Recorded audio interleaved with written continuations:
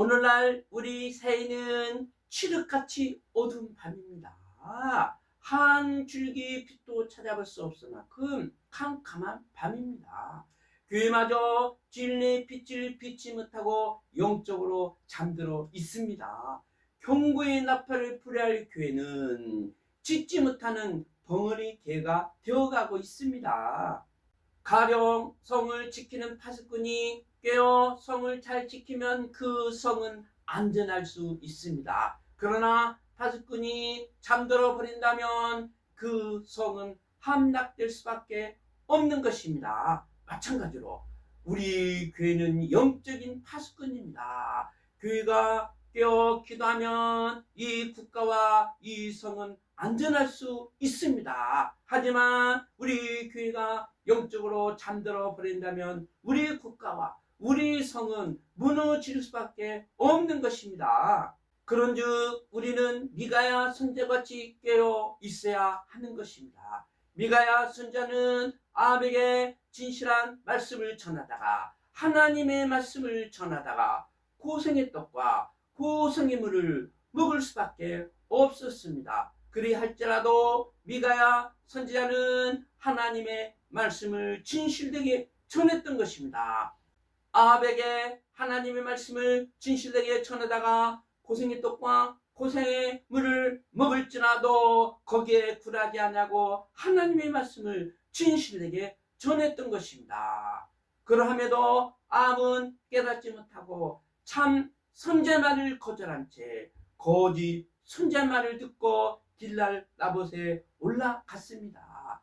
길랄 라봇에 올라간 아합은 변장하여 아락과 치열하게 싸우고 있었던 중이었습니다. 이때 무슨 일이 발생합니까? 본 34절 35절을 보니까 한 사람이 우연히 활을 당겨 이스라엘 왕의 갑옷을 술기를 쏜지라 왕이 그 병거 모는 자에게 이르되 내가 부상하였으니 내 손을 들이켜 나로 군정에서 나가게 하라 하였으나 이날에 전쟁이 맹렬하였으므로 왕이 병거 가운데 붙들려서 아람 사람을 막다가 저녁 이르러 죽었는데 상처가 피가 흘러 병거 바닥에 고였더라.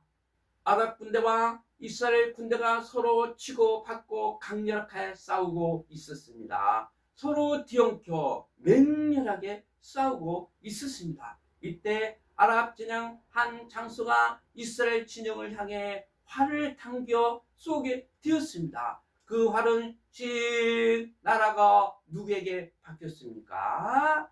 아랍 장수가 우연히 활을 쏘았는데 그 활은 아합의 갑옷을 뚫고 아합의 몸에 박히게 된 것입니다. 성경은 우연이라는 말을 쓰지 않습니다. 우연이라는 말은 이곳에 한 곳에 나오고 있습니다.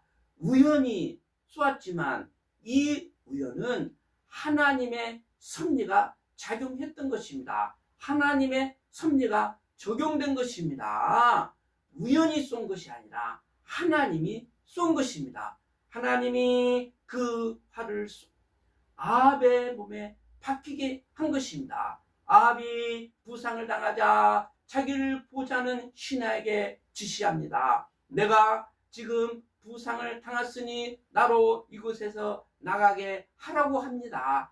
하지만 아랍과 이스라엘 군대가 서로 뒤엉켜 치열하게 싸우다 보니 나갈 수가 없었습니다. 나갈 공간을 찾지 못한 것입니다. 아무리 신하가 왕을 부둥켜 안고 나가고 싶었지만 서로 뒤엉키다 보니 나갈 수가 없었던 것입니다. 그리하여 아합은 어떻게 합니까? 번개에 기대어 아랍 산을 막다가 그 상처를 치료받지 못하고 그 상처난 피가 흐르다 보니 지쳐서 쓰러져 죽었다라고 기록하고 있는 것입니다. 아합은 결국 하나님의 말씀같이 죽임을 당한 것입니다. 이것도 참 선지자 말을 들었다면 죽지 않았겠죠. 거짓 선지자 말을 듣다가 죽임을 당한 것입니다. 이것은 하나님의 말씀과 같이 하나님의 섭리와 같이 되기 위한 것이라는 거죠. 우리가 여기서 얻어야 할 교훈이 있습니다. 무슨 교훈입니까? 참 선지자 말을 들으면 살 수 있다라는 거죠. 하지만 거짓 선지자 말을 들으면 죽임을 당하는 것입니다. 그렇습니다. 참 선지자의 말은 우리들에게 달콤하지 않습니다. 순수를 합니다. 경고의 나팔을 부는 것입니다. 그리할지라도 우리는 참 선지자 말을 들으면 살 수 있지만 거짓 선지자 말을 들으면 달콤스러워하지만 우리에게 아부하는 말을 하지만 우리에게 아첨하는 말을 하지만 그 아부하는 말은 그 아첨하는 말은 우리를 죽이게 한다는 것입니다. 우리를 사망케 한다는 것입니다.